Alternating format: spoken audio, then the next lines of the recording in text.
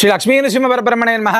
అశ్వమేధాది శతక్రతు యాగాలు చేస్తే కలిగేటువంటి పుణ్యఫలాన్ని సంపాదించుకునేటువంటి అత్యద్భుతమైనటువంటి రోజులు ఫిబ్రవరి 14 నుంచి 18 దాకా. ఈ 5 రోజుల కాలం పాటు మీరు ఉభయ తెలుగు రాష్ట్రాలలో లేదా వివిధ ప్రాంతాల్లో ఎక్కడ ఉన్నప్పటికీ కూడా భద్రాద్రి దివ్యక్షేత్రానికి రండి. కల్పవృక్ష నారసింహ స్వామి వారి యొక్క దివ్య సన్నిధిలో కల్పవృక్ష లక్ష్మీ నారసింహ యజ్ఞరాజం 9 లక్షల గోమయ సమిధలతోటి భారతదేశంలో మరెప్పుడు అంటే ఇంతకు ముందు ఎప్పుడు జరగనటువంటి విధంగా సాక్షాత్తుగా స్వామి యొక్క దివ్య సన్నిధిలో ఈ యొక్క అత్యద్భుతమైనటువంటి యజ్ఞాన్ని నిర్వహించడం జరుగుతుంది. ఈ యజ్ఞాన్ని దర్శించిన, యజ్ఞ సమయంలో ప్రదక్షిణ చేసిన, యజ్ఞంలో మన చేత్తోటి గోమయ సమిధలని హోమంలో వేసిన మన పాపపు రాశులన్నీ కూడా ధ్వంసమవుతాయి. ఇంత వైభవోపేతమైనటువంటి యజ్ఞాన్ని దర్శించడం ఒక ఎత్తైతే, యజ్ఞం యొక్క వైభవాన్ని మనతో పాటుగా మనకు తెలిసినటువంటి నలుగురికి తెలియజెప్పడం కూడా అంతే విశేషమైనటువంటి ఫలితాన్ని కలిగజేస్తుంది. కాబట్టి ఉభయ తెలుగు రాష్ట్రాల్లో ఉన్నటువంటి వారు, వివిధ ప్రాంతాల్లో ఉన్నటువంటి వారు ఎవరైనా కూడా ఈ యొక్క 5 రోజుల్లో యజ్ఞాన్ని దర్శించండి,